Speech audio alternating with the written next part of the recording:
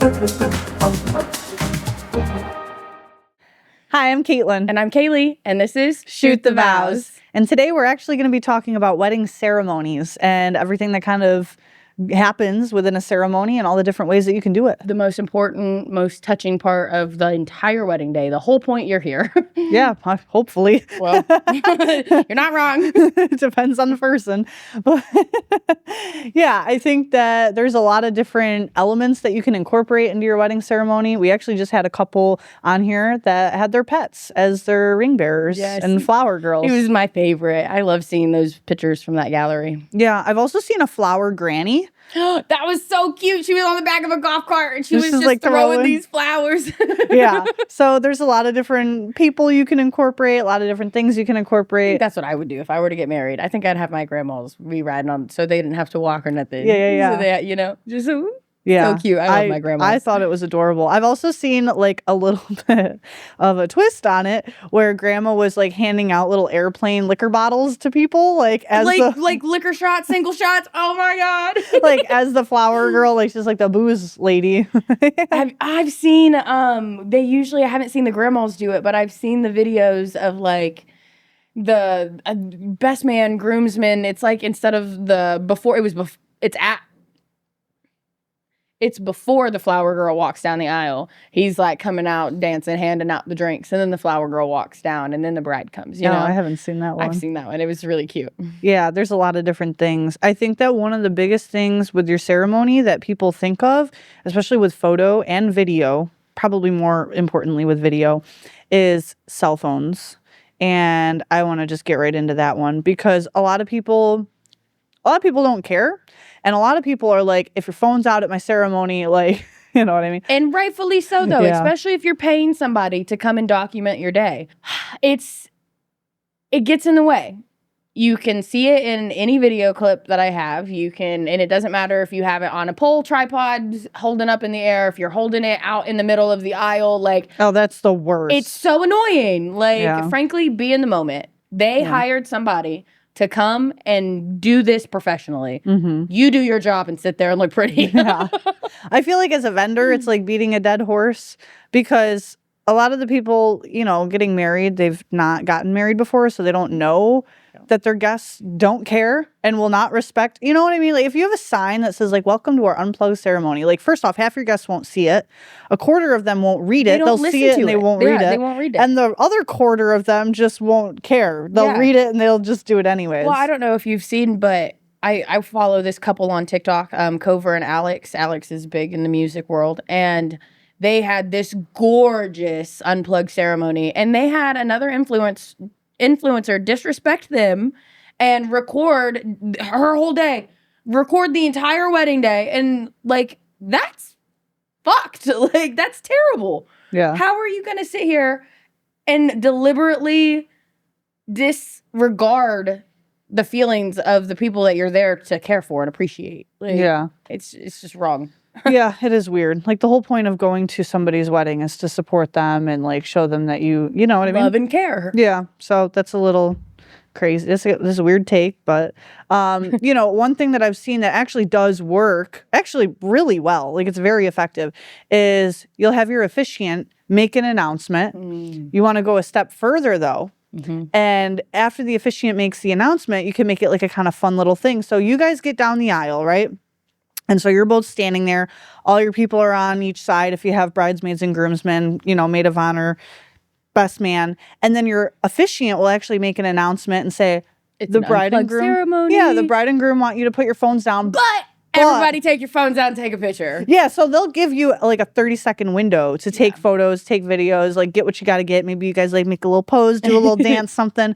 And then it's like, okay, great. You got your photos, put your phones down. And I have seen that work probably 100% of the time. Wow, I love that. Maybe 99, but 100% I would dare say. Because they do feel like people really do care and I understand the sentiment. Like they want to remember it too. And they want to have the memory when they're looking back through their photos in their phone. Yeah. Like I get it. I'm not saying that. But. Yeah, but at the end of the day, you need to respect the decision of the bride and groom. Yeah. They want an unplugged ceremony. let them have that. Yeah. Take all the pictures you want at the reception and have all the videos you want at the reception. But if they ask for an unplugged ceremony, you need to respect that boundary. Yeah. But that does work like really, really well. So hear that, brides. That's what you need to do. If you want an unplugged ceremony, have the officiant make an announcement and let all of your guests take a 30-second window to have their picture that they want. Yeah. So that works pretty well. Signage, again, people don't really read it. So I definitely would recommend having the sign just so everybody who does care will be respectful enough to, acknowledge it. But definitely having the officiant say something is going to be your best bet at this point. Yeah. So there's that.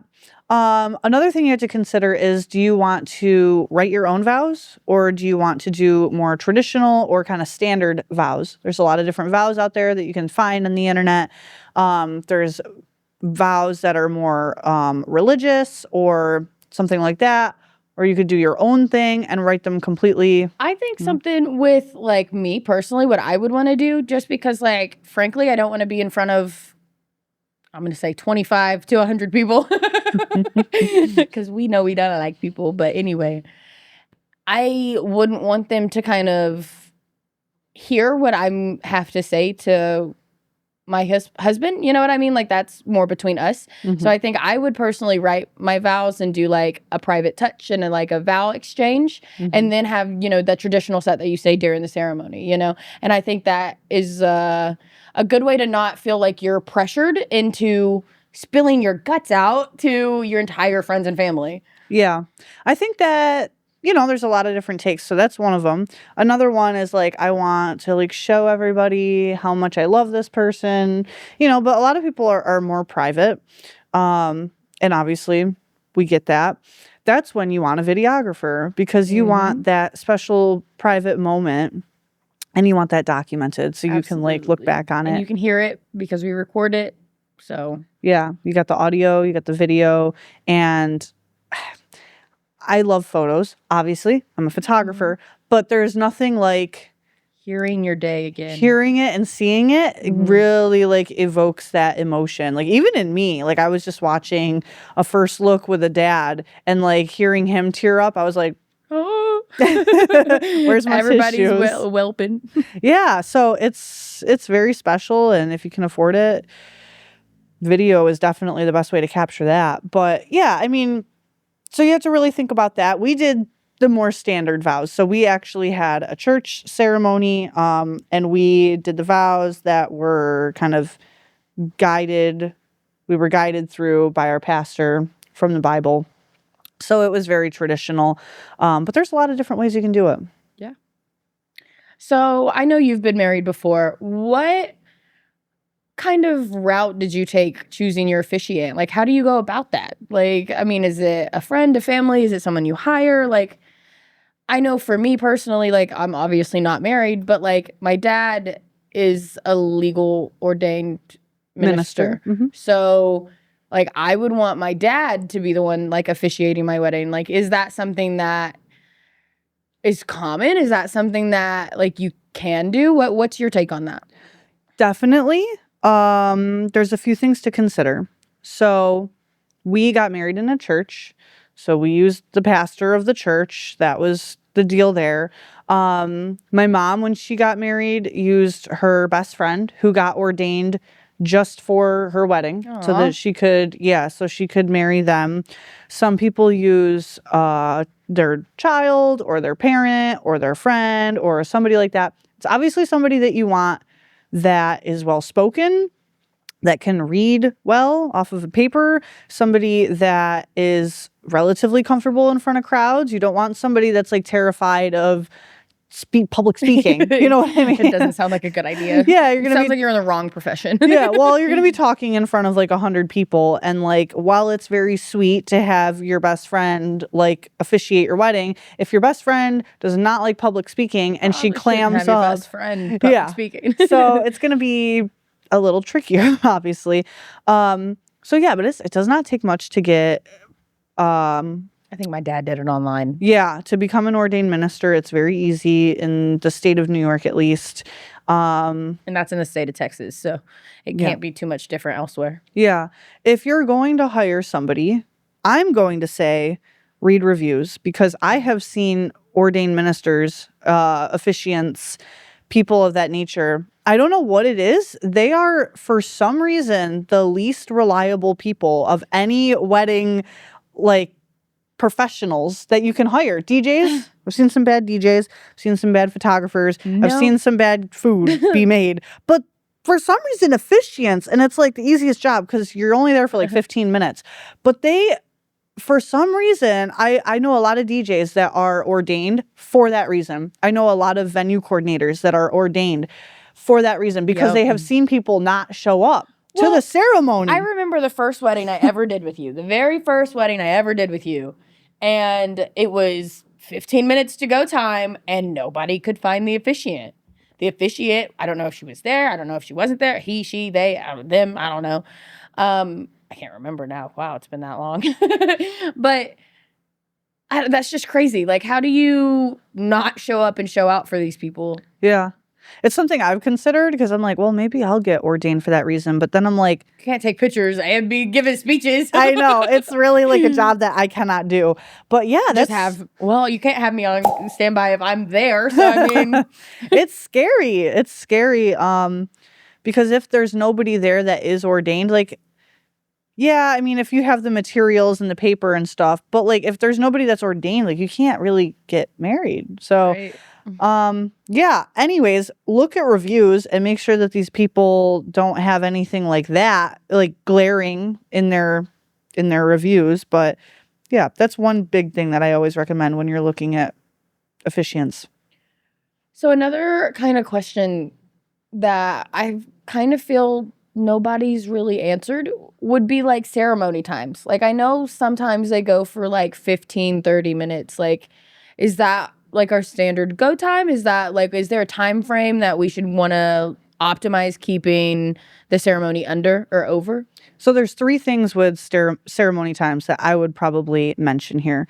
The first one is whatever time you say your ceremony is going to start it maybe 5-10 minutes late, because somebody's gonna, if you start at 4, if you say on your invitations like ceremony at 4 and you start at 4, somebody's busting up into your ceremony 5 minutes late, 10 minutes late. Like, it's gonna happen. You don't want to be walking down the aisle while your cousin's like sneaking in the back and like coming in the same door. Tell everybody that it starts at 4 and then you walk down the aisle at 4:15. 4:10, 4:15. Yeah. The one caveat to that is if you're having like an outdoor ceremony in August, you don't want to start too late, because you have to be thinking of your guests that are sitting in the sun baking like roasting clams, so definitely consider that.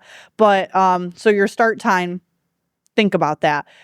Give yourself, the second thing that I like to mention, give yourself a time buffer. So if your ceremony starts at 4, your ceremony is probably going to be 15 minutes. Say your ceremony is going to end at 4:30, so that when your pictures start at 4:30 and your cocktail hour ends at 5:30, your photographer actually has an hour. Whereas if you're like, well, the ceremony is probably going to be like half an hour, but it's actually like 40 minutes. Now your photographer has 10 less minutes to work with you, and now they're rushing.